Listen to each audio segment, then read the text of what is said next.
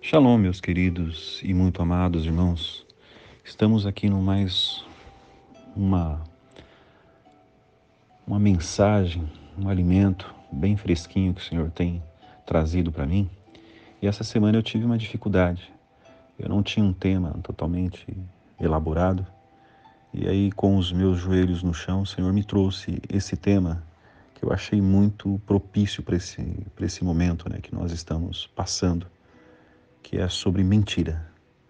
O universo que pode te levar à perdição e você dá de cara no inferno. E o Senhor me trouxe assim a realidade desse ato. Hoje nós temos aí, lógico que eu posso falar com muita certeza e clareza que mais de 90% da população mundial vivem e pratica mentira. Mas Celso, que exagero.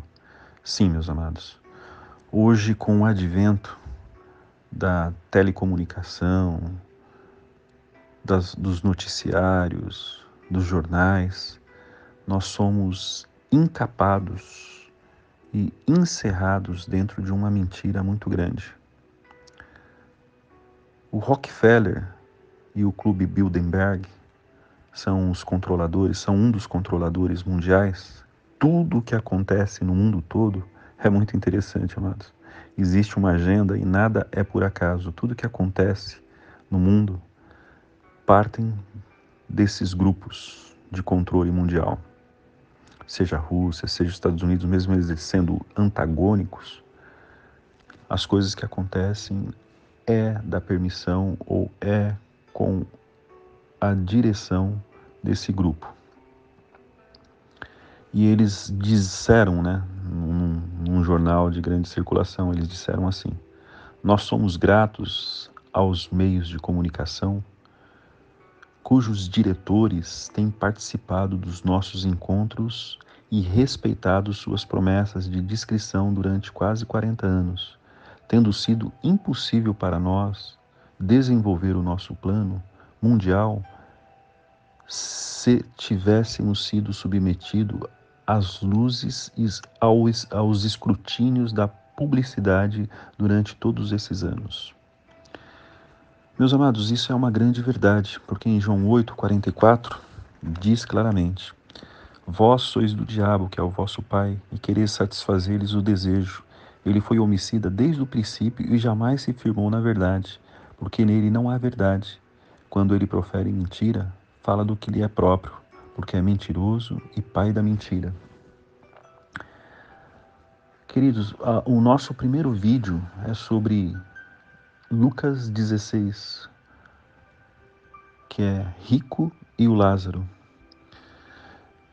Muitas pessoas não sabem, né, qual que é o pecado do rico. É pecado ser rico? Não. É pecado ter o coração na riqueza? Sim.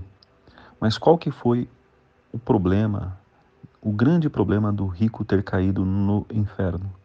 É que ele vivia uma vida de mentira. Se vocês repararem, lá no capítulo 16 de Lucas, diz que ele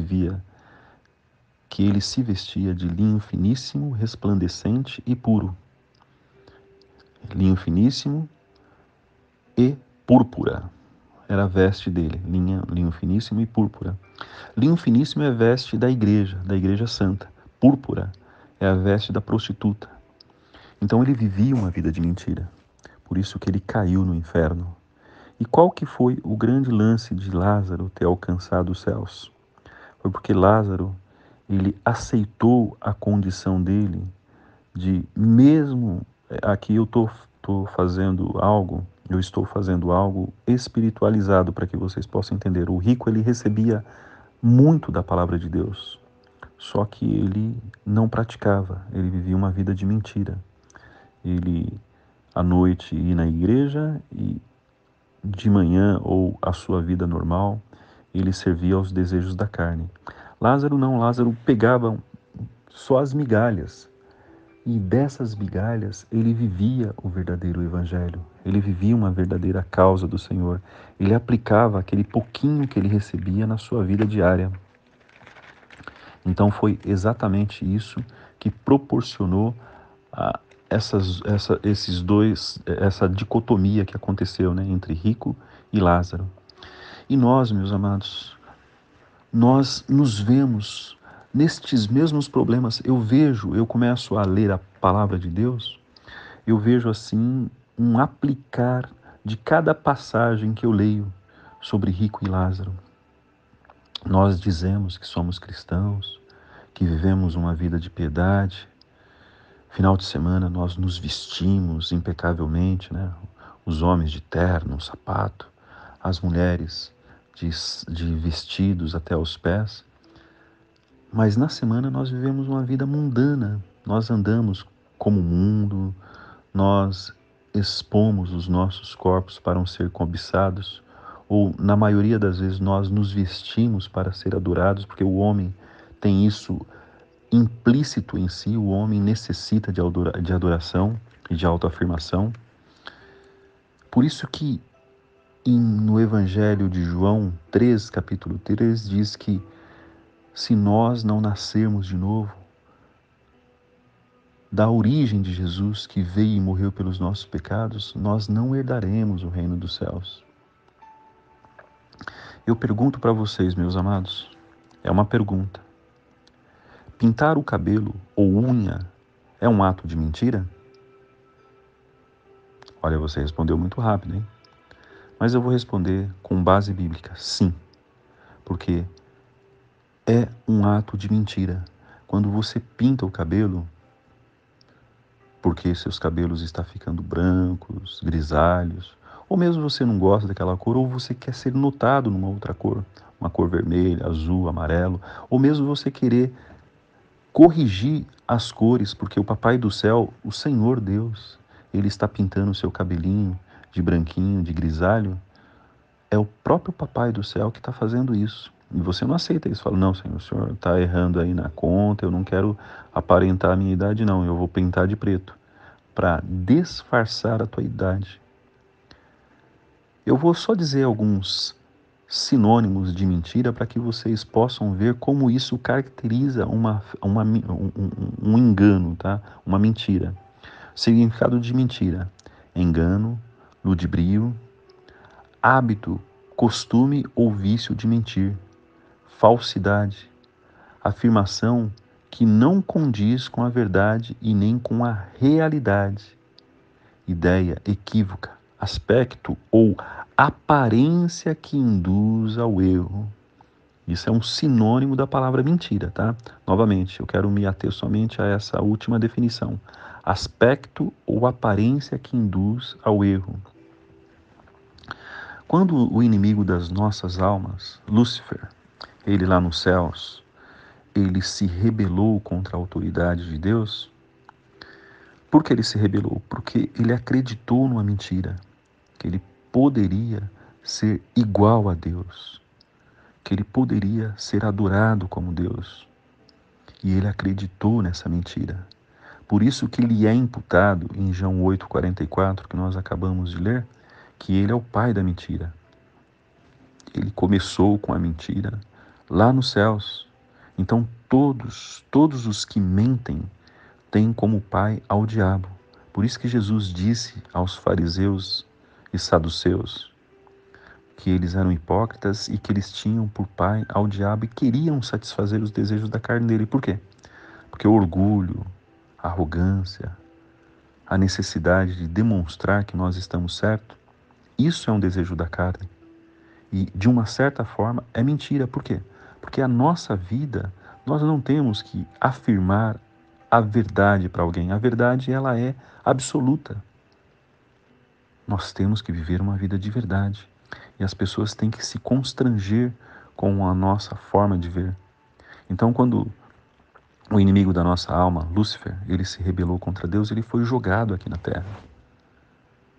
E ali ele percebeu, ou na cabeça dele, começou a funcionar, não. O Senhor Deus criou toda essa terra para o homem, eu não quero. E ele, com um olhar arrogante, ele disse, eu tenho que tirar essa ideia e estabelecer o meu reino nessa terra. E como ele conseguiu fazer isso? Através de Gênesis 3, Quando o Senhor criou o homem e a mulher, ele disse para o homem, olha, domina sobre tudo, e ele criou o homem à sua imagem e semelhança. E qual que foi o lance que o inimigo, que já não era Lúcifer, se tornou o diabo, se tornou o enganador, o inimigo da nossa alma, ele induziu ao homem. Ele induziu ao homem, fazendo o homem ouvir a sua voz e não acreditar que ele era a imagem e semelhança de Deus. Tanto que ele falou assim, no dia que você comer esse fruto, você se tornará como Deus, conhecedor do bem e do mal. E o homem já era a imagem e semelhança de Deus. Então ele suscitou dentro do ser humano o desejo de ser adorado, como ele teve lá nos céus. Ele passou essa sua semente, que é o orgulho, justamente para o homem. Por isso que o homem hoje, ele não gosta de ser contrariado, ele não gosta de ser podado, ele não gosta de submeter, porque ele sempre quer estar à frente. Ele sempre quer mandar e ele não quer submeter a ninguém. Existe uma frase de Abel Bonart que diz assim: o amor pode morrer na verdade e a amizade na mentira. Meus amados, se vocês querem perder um amigo, fala a verdade. Hoje, o grande problema da humanidade é que elas não querem conhecer a verdade. Elas querem andar no erro. E o próprio capítulo de João 14 diz assim: e conhecereis a verdade, e a verdade vos libertará. Libertará do quê? Da adoração, necessidade de você ter sempre se autoafirmar no meio das pessoas, você querer estar certo, você não querer ser contrariado, tudo isso é um orgulho e o pai do orgulho é o diabo. O pai da humildade é Jesus. Jesus, ele se despiu da sua majestade, ele se despiu da sua glória justamente para servir, para dar a sua vitória, a sua majestade, toda a sua glória, a sua casa, os céus, para aqueles que seguissem o seu exemplo de humildade e de verdade. A gente vê também, lá no começo da humanidade, o caso de Caim e Abel. Caim, ele matou Abel por orgulho, porque ele vivia numa mentira. A Bíblia diz que era para se oferecer das primícias do que a terra produzisse, cada um na sua área. Deus iria rejeitar a oferta de Caim se ele realmente oferecesse o melhor da terra, os primeiros frutos da terra? Dou a minha palavra para vocês que não, meus amados. Apesar que existia uma ordem já antecipada a respeito disso, que era somente o sangue que traz a remissão de pecado. Então ele teria que matar uma ovelha, significando a vinda de Jesus nessa terra. E quando ele desobedeceu a Deus, criando a sua verdade, tentando colocar para Deus que ele era injusto e que o que ele tinha falado era mentira, que não era exatamente aquilo, ele quis desenhar a sua forma de adoração. Quando nós tentamos desenhar a nossa forma de adoração, meus amados, procurando solução, a nossa solução para a adoração, Deus ele não responde às nossas orações. E nós queremos matar a verdade, nós queremos matar o justo, como Caim matou Abel. A Bíblia chama ele de justo no livro de Hebreus. Então, o que nós temos que entender para nós? Que existe um padrão de santidade, que existe um padrão de adoração, que existe uma forma de servir ao Senhor. E qual que é essa forma? Em santidade e justiça. A Bíblia, eu sempre falo e sempre vou continuar falando para vocês essa passagem de Hebreus 12:14. Viver em paz com todos e a santidade sem a qual ninguém verá o Senhor. Isso é um mandamento. E outro mandamento: Sede perfeitos, porque o vosso Pai dos céus, Ele é perfeito. Está no livro de Pedro. Amados, vocês podem dizer assim, mas como que eu posso viver uma vida de santidade? Nascendo de novo. A nossa natureza adâmica, ela nos envolveu em pecado. Nós nascemos já em pecado, e em pecado os nossos pais nos conceberam. Então, a necessidade de nós nascermos de novo da água e do Espírito, ou seja, nascer na semente de Jesus, na origem de Jesus, isso é real. Porque quando Jesus ele morreu na cruz, ele nos deu capacidade de vivermos afastado do pecado. Santidade nada mais, nada menos é que isso, você não viver pecando. E se nós pecarmos? Nós somos ainda humanos, nós temos, Deus ele nos oferta perdão e nós temos que se arrepender e não voltar a praticar aquela questão. Por isso que a mentira está envolvida em todas as situações e todas as formas de pecado. Quando você, casado, trai a sua esposa, você está mentindo para ela e mentindo para a mulher que você está traindo. Quando você rouba no seu trabalho, você está mentindo para o seu patrão e praticando uma injustiça. Então, a mentira, ela é um universo tão amplo que tudo que nós fazemos envolve o seu princípio é a mentira. Por isso que diz que o diabo é o pai da mentira. E quem segue ele, com certeza vai chegar até o destino que o diabo vai, porque o inferno não foi criado para os filhos de Deus, não foi criado para nós, foi criado para o diabo e seus anjos. Mas todos aqueles que se submetem a esse universo da mentira se tornam filhos do diabo e vão seguir os seus pais, o seu pai. Por isso que a vida de santidade vai nos levar ao céu e a vida de pecado e de mentira com certeza vai nos levar para o inferno.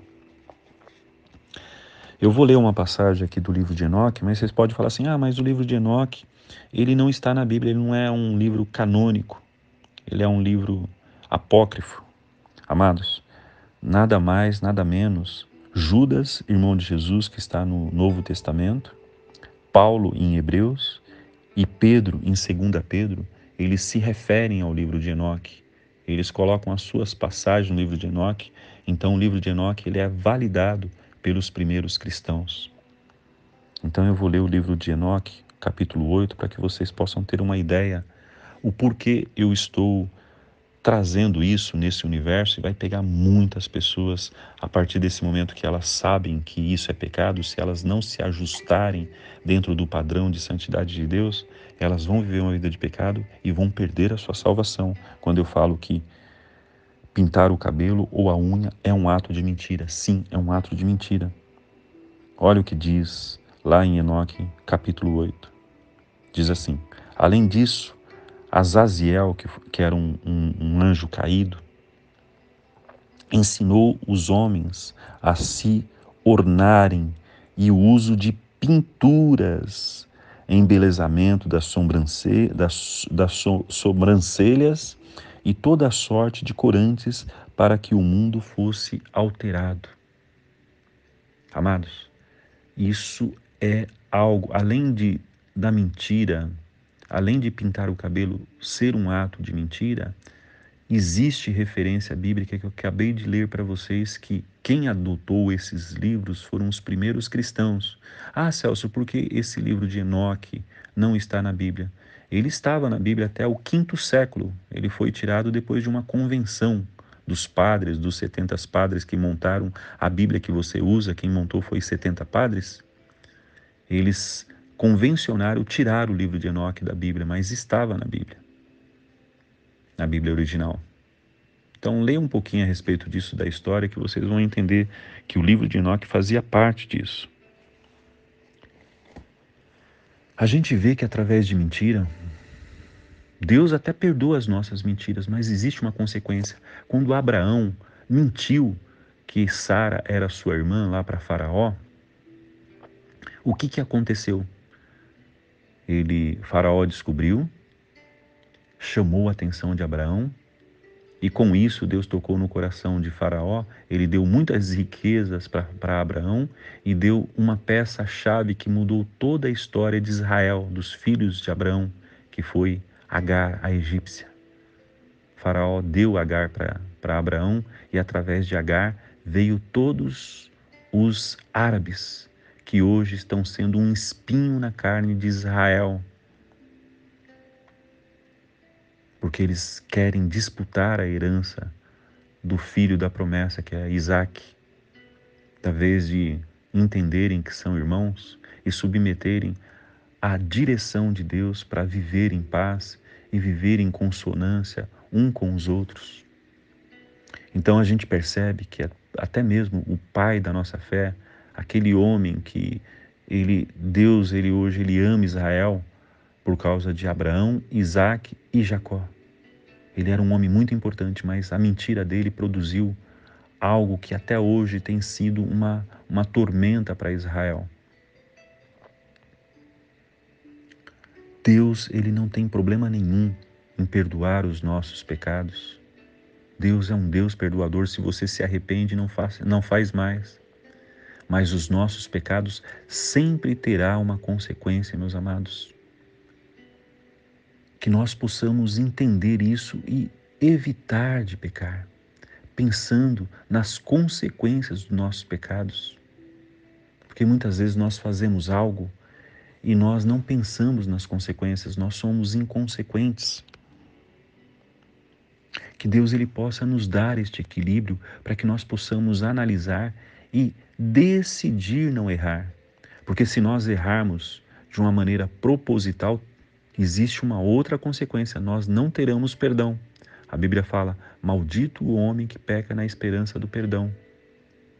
Ou se nós pecarmos através de algo que Deus já nos libertou, nós vamos estar pisando e crucificando novamente Jesus. Hebreus 4, do 4 ao 6. Amados, nós estamos vivendo nos momentos finais da história mundial. Nós estamos na eminência da terceira G mundial, com essa guerra que está tendo no Oriente Médio, que vai envolver o mundo todo. Que nós possamos tomar cuidado, porque pela uma mentira de Isaac e Jacó, quase toda a vida dele foi atormentada.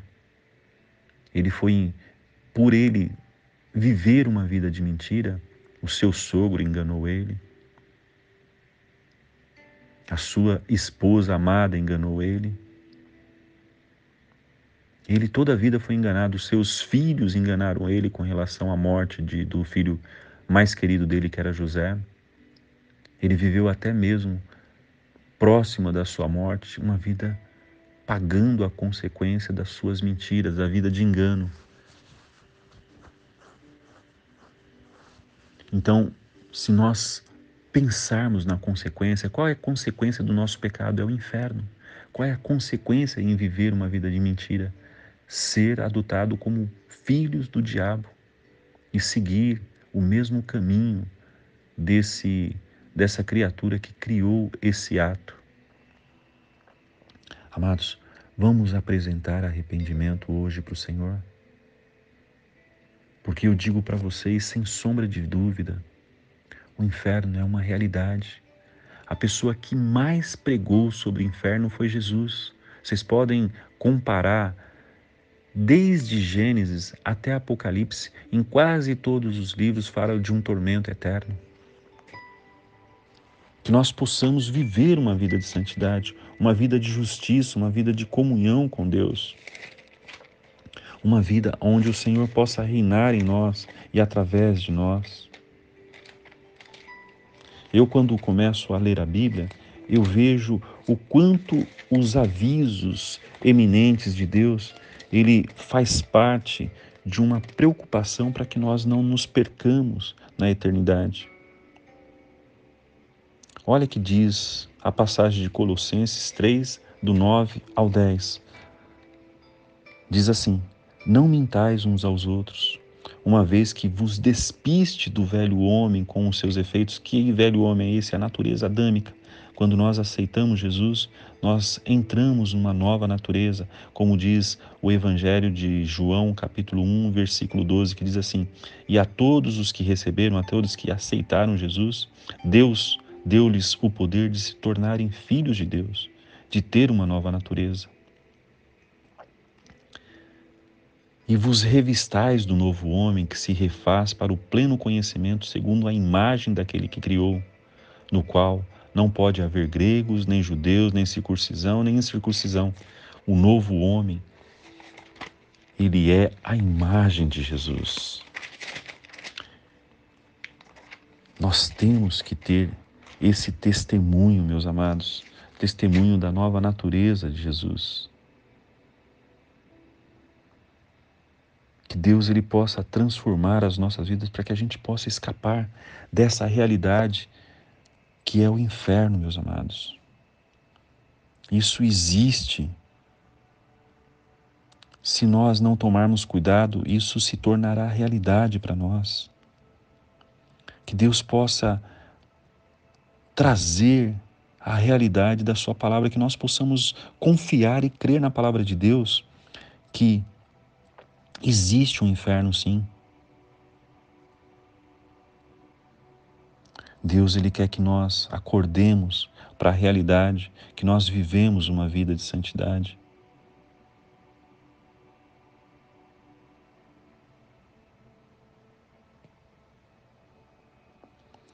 Lá em Apocalipse 22, 15, fala a respeito também dessa questão da mentira. Olha só o que diz lá em Apocalipse 22, 15. Está falando assim dos céus, da vida com Deus, de uma vida de livramento do fogo eterno, que diz assim: fora ficarão os cães, os feiticeiros, os impuros, os assassinos, os idólatras, os afeminados e todos aqueles que amam e praticam a mentira. Que nós possamos viver uma vida de verdade, para que nós possamos subir para os céus, porque nós estamos muito próximos da nossa redenção. Nós estamos muito próximos dos momentos finais, aonde Deus levará uma igreja santa, uma igreja que não mente, uma igreja que vive toda a sua verdade, uma igreja que foi liberta de toda mentira. Que nós possamos crer na Bíblia e procurarmos ter uma vida irrepreensível diante do Senhor, porque o sangue de Jesus foi mais que suficiente para nos dar condição de vivermos essa vida. Que em nome de Jesus você possa crer, porque o inferno é um lugar onde o verme nunca morre e aonde o fogo nunca se apaga. Que você possa viver uma vida de santidade para que Jesus venha te abrir os olhos e te levar para os céus, porque nós fomos criados para viver eternamente com Deus e não no inferno eternamente com o diabo. Que Deus possa nos abençoar no poderoso nome de Jesus. Aleluia. Amém.